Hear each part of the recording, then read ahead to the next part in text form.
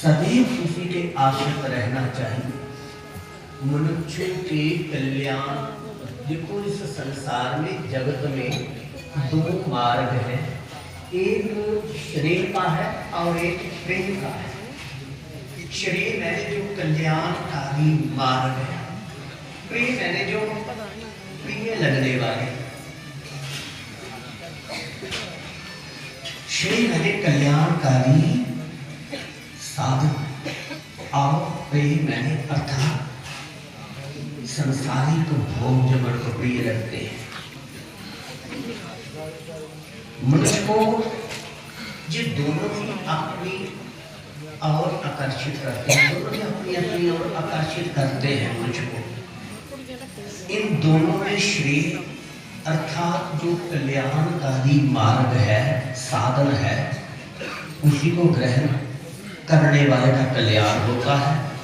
और जो प्रेम को परिणाम नहीं जानते कि इसको मैं देखूंगा तो परिणाम क्या होगा, इसे सुनूंगा, इसे सूंघूंगा, इसे स्पर्श करूंगा, इसे खाऊंगा पीऊंगा, ऐसा कर्म करूंगा तो ऐसा इसका परिणाम क्या होगा, इसे अपने हित अहित का ही पता नहीं।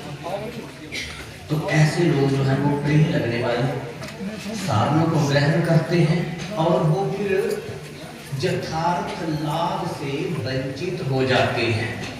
देखो श्रेय और प्रेम ये दोनों ही मनुष्य के जीवन में आते हैं, और बुद्धिमान इन दोनों के स्वरूप को बड़ी बात की विचार करके अलग अलग समझ लेता है। ऐसा मनुष्य परम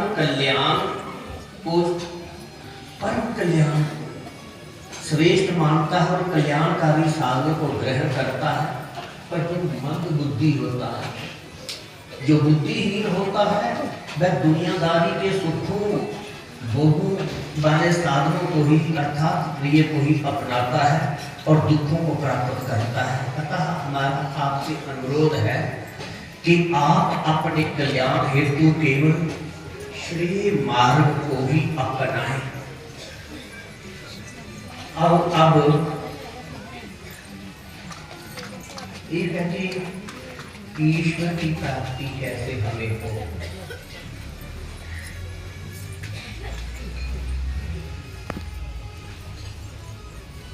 स्वामी रामकृष्ण परमहंस उनसे किसी ने पूछा, तो कहते हैं कोई साहब कहते हैं